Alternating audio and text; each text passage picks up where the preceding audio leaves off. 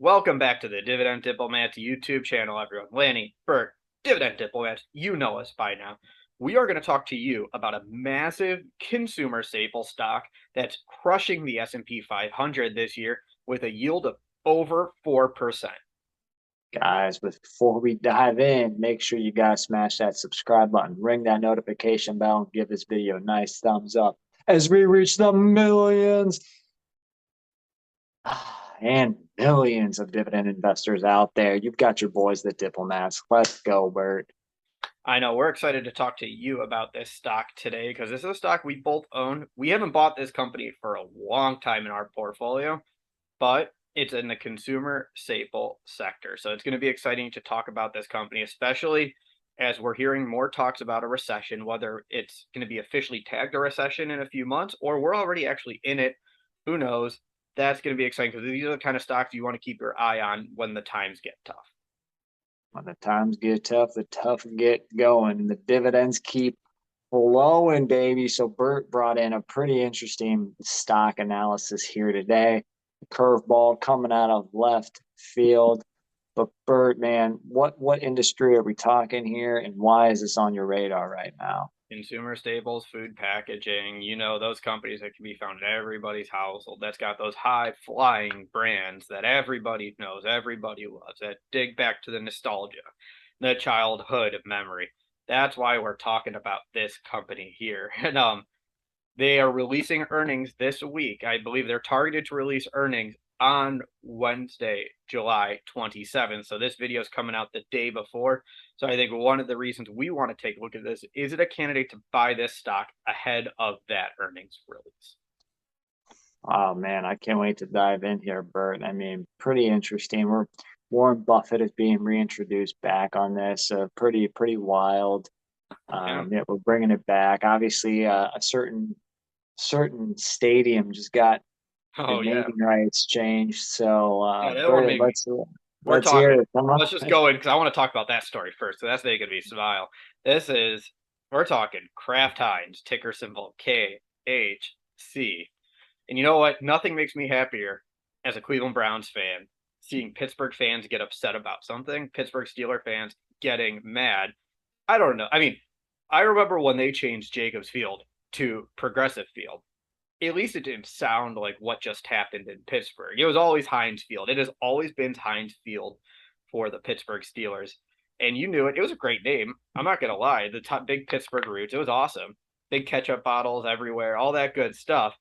All the catch up. They changed it from Heinz Field to Acrisure Stadium. I think that's how you pronounce it. It's not even a Pittsburgh based company. So that one rolls off the tongue. Can't wait to go down to Acrisure. Yeah, can't wait for that. So have fun with that one, Steelers fans. Oh man, yeah. Bert said it first. Yeah.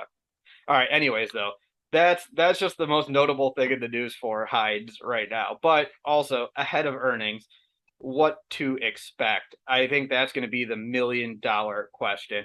They've been talking about what they're going to be doing with inflation, what their plan of attack is for come inflation. They're cutting down some packaging sizes to help save some costs there. How much is it going to flow through to sales though? Like everyone's seeing pricing increasing in the grocery store. What impact is that having on Kraft's earnings? Are they increasing prices to offset costs, or are they taking a little bit more of a loss here to help keep the sales flowing from consumers so they don't lose sales because prices are climbing too much? That's really the $1 million question we're going to find out in the earnings release. Yeah, pretty wild company here. Did pretty well during the pandemic. Obviously the Kraft and Heinz merged back in 13 with 3G and Berkshire. Loaded balance sheet full of debt, but the debt I think has been paying down steadily, right, Bert? Yeah, and that's really what it was. It kind of the thought was you're going to build that. It's just going to be build it, they come. It was in that mega merger, take out huge debt to fund it. We're going to grow the sales. We're going to slim down, make efficiencies by fixing production slash cost wherever. Vision didn't go that well. So in 2019, they cut that dividend to free up some free cash flow to pay down the debt, like you are talking. Their former quarterly dividend was 62.5 cents. They slashed it pretty far down to 40 cents, and they've kept it there since. So to your point, Lanny, they've used those savings, pay down debt, clean up the balance sheet. We've seen this play out with other companies before, especially in the oil sector. Um, reduce debt, then unlock future dividend growth. Yep. So yeah, with that dividend cut back in what 2019, going down to 40 cents per share per quarter, haven't increased it in 3+ years, kind of kept it status quo, but albeit their dividend yield has always been in that 4 to 5% range for Kraft Heinz. Again, recently trading at $38.32. Their 52-week price, they're actually only down 2.25%, and they're actually up year to date over 6%.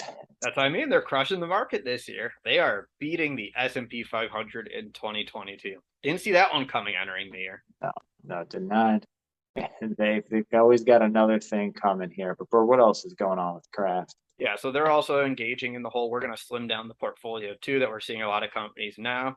They sold off their cheese business in November 2021 for 3.3 billion. So they don't own Cracker Barrel anymore. They don't own Break Store, and that's my wife's favorite cottage cheese. Like we always try and compare Breakstone to some of the store brands there, and she tells me there's a difference. So that's always her choice. Don't buy it, but hey, it is what it is.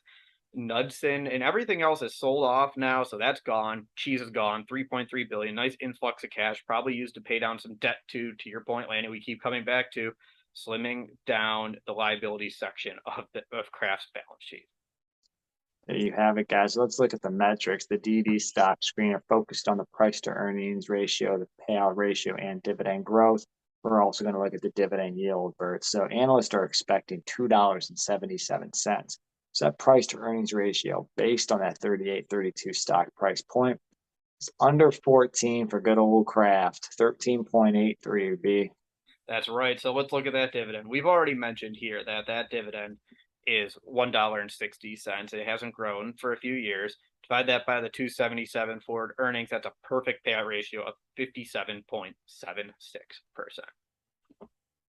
Hey, they're in the perfect payout ratio standpoint, but obviously they have no dividend growth, zero zilch, not even talking about it. Sorry, guys, but we will talk about the dividend yield now over 4.18%. Yeah, it's awesome. I mean, outside of the dividend growth, the metrics match what we typically like to see in undervalued stocks and match a lot of the metrics that have caught our eye for companies that have increased their dividend over the last month or so on our channel. So I think that's kind of what's jumping out to you with Kraft, especially with them beating the market. I mean, I think it's interesting too, even though they sold off that cheese division, think about some of the rest of the brands that Kraft has in their portfolio, which also helps interest you in the company. Obviously Kraft, obviously Heinz, Oscar Mayer, Orletta Fries, Classico, Kool-Aid, Capri Sun, Philadelphia, Lunchables, Maxwell House. That's what's in this today. I've been buying some Maxwell House coffee recently here. Got to keep the coffee expense down. But what I'm learning is Maxwell House, I actually like the taste of Maxwell House as I go back to it. It's a classic. And as Bert's just becoming that old man over there. Hey, but supporting the stock at the same time. Exactly. Support your stock and help increase the dividend right there for you. So you're welcome, myself, Lanny, and all the other Kraft shareholders. That's one way to do it, guys. But Bert wasn't saying we just need to look at Kraft. Bert was like, let's look at a little bit of a competition here with Nestle, ticker symbol NSRGY. Nestle is a pretty wild company. They've got, their stronghold on many brands throughout I guess you can kind of say the world. They are massive. Nestle is huge. Huge. Yeah. I mean, Gerber, Aqua, water, I believe. Nescafe, Nestle, yeah.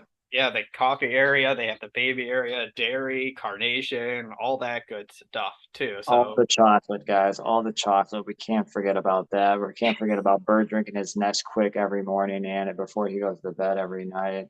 Yeah, that's true. I actually mix it with my Maxwell House here to get the really unlock it. But no, Haagen-Dazs, the Fancy Feast, cat food, Purina. I mean, the list goes on this. Put it in a blender and just say this is going to be my Nestle shake. Yeah. All right. So we'll run them through it. We'll put the metrics side by side though, as we're putting the screenshot up there just to quickly hit them. Nestle's PE ratio at the time, their current price and their current earnings is 23.16 compared to Kraft. That's significantly higher PE ratio. That's more than, that almost is 10, just 13 to 10, 23 to 10. payout ratio, how's that looking, Lanny, between the two? And guess what? It looks very, very, very, very, very similar. Right now, the dividend payout ratio, again, roughly a $2.97 annual dividend from Nestle, looking at a 57% dividend payout ratio compares very well to the 57% from Kraft Heinz. Nestle's done this thing called increasing their dividend too, so that's going to be a big difference. They've increased it since the global financial crisis, so 11 plus years.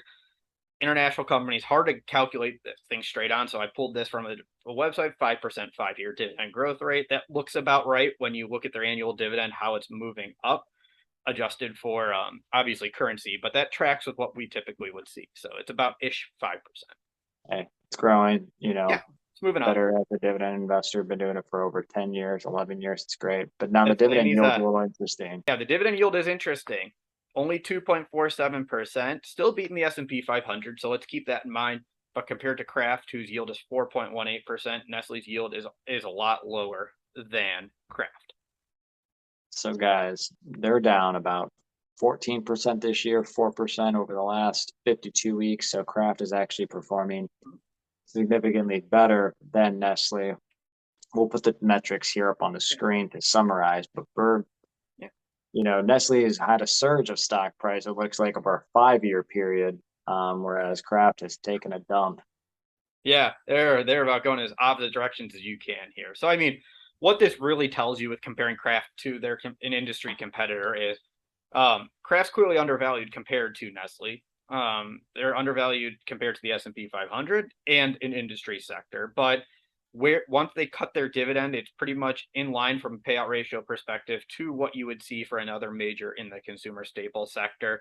But they are offering a better yield, so you're getting a little bit yield premium there, so that's nice. And that's really from the Kraft side. So, Lanny, do you have any thoughts as we're going through this from Kraft? What are you thinking? Are you just going to keep this on the hold side and just move on to other dividend stocks? Moving on to other dividend stocks, not touching anymore. I'm fine with I've always looked at Kraft like, oh yeah, should I just nibble more? No, I'm good with where I'm at. What about you? Yeah, I mean, I think it's interesting. I don't think you're going to get. There's no sense right now. I think understanding what the impact inflation is going to have in this earnings release is going to be great. I think I'm going to wait and see. No need to try and jump in and try and catch something beforehand. Looking at what's happened with Verizon, AT&T, and other companies, especially in the consumer staple sector, ahead of earnings, seeing how earnings have impacted them. I don't really see what surprise you're going to have from Kraft that's going to be like, wow, they are just destroying it right now, and we're going to start suddenly announcing dividend increases. I'm not expecting that, so I'm not going to jump in ahead of it and sit there. But let's see what comes out after earnings. Then we'll see. I'll evaluate from there. Yeah, I mean, I agree right there, guys. But what are you doing with your Kraft Heinz or Nestle stock? Are you holding, just collecting the dividend? Do you not own them, and are you still just going to stay away from these two consumer conglomerates? Let us know in the comments. Obviously, we appreciate the support. Let us know what other dividend stocks you are buying here. Don't forget to subscribe and like this video. But what else you got, man? Oh, I think that really covers it. The goal, let us know too. What other dividend stocks do you want us to cover here as we start building out our pipeline for videos as well? We'll keep them coming. We're seeing them. We're getting the feedback. Let's just keep going, keep finding undervalued stocks and growing our passive income. That's what it's all about, everybody. There it is. He said it. That was Bertha Hart and Lanny from the Dividend Diplomats. Over and out.